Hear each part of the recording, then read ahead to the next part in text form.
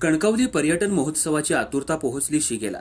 अंतिम टप्प्यातल्या तयारीची माजी नगराध्यक्ष समीर नलावडे यांनी केली पाहणी. सुप्रसिद्ध कलाकारांच्या सहभागानं महोत्सव ठरणार यादगार. कणकवली पर्यटन महोत्सव 2025 भव्य दिव्य स्वरूपात साजरा करण्याच्या दृष्टीनं नियोजन करण्यात आलंय. या महोत्सवाच्या नियोजनाची पूर्वतयारी अंतिम टप्प्यात आहे. त्या तयारीची पाहणी माजी नगराध्यक्ष आणि त्यांच्या सहकाऱ्यांनी पर्यटन महोत्सव स्थळी जाऊन केली. या महोत्सवाचं उद्घाटन 9 जानेवारीला मत्स्य आणि बंदर विकास मंत्री नितेश राणे यांच्या हस्ते होणार आहे. इंडियन आयडॉलसह सिनेसृष्टीतले सुप्रसिद्ध कलाकार यांच्या सहभागानं महोत्सव यादगार ठरणार आहे. त्यामुळे कणकवली पर्यटन महोत्सवाची आतुरता शिगेला पोहोचली आहे. कणकवली पर्यटन महोत्सव 2025 उपजिल्हा रुग्णालयासमोरच्या भव्य मैदानावर आयोजित करण्यात येतो आहे.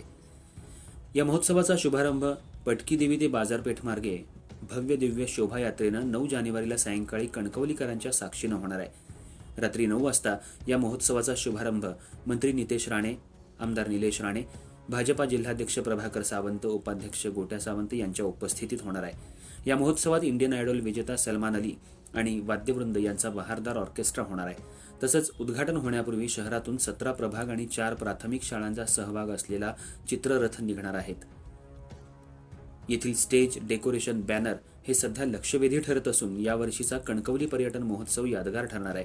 संपूर्ण पटांगणावर डेकोरेशन, स्टेज, फूड फेस्टिवलसाठी लागणारे स्टॉल्सची उभारणी केली जात असून यामध्ये स्थानिकांना प्राधान्य दिलं जाणार आहे. तर साधारणपणे 70 स्टॉल्स उभारले जाणार आहेत. इथं नरवडे तिठा इथल्या पर्यटन महोत्सव स्वागत कमानी आणि आकर्षक डेकोरेशन लक्षवेधी ठरत आहेत. कणकवली पर्यटन महोत्सवात 10 जानेवारी रोजी कणकवली शहर आणि परिसरातले तब्बल 250 कलावंतांचा सहभाग असलेल्या कनक संध्या हा कार्यक्रम रात्री 8 वाजता रंगणार आहे. 11 जानेवारीला इंडियन आयडॉल फेम ऋषी सिंग, सायली कांबळे, नितीन कुमार आणि वाद्यवृंद यांचा ऑर्केस्ट्रा होणार आहे.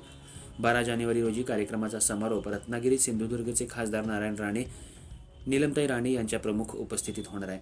तसंच इंडियन आयडॉल विजेता पवनदीप आणि अरुणिता चेतना भारद्वाज यांचा भव्य दिव्य ऑर्केस्ट्रा होणार आहे. शहरातल्या विविध क्षेत्रात योगदान देणाऱ्या मान्यवरांचा सत्कार देखील होणार आहे. त्यामुळे या पर्यटन महोत्सवाची तयारी अंतिम टप्प्यात आली आहे. अर्थराज्य न्यूज मराठीसाठी कोकण विभाग प्रतिनिधी संतोष जाधव.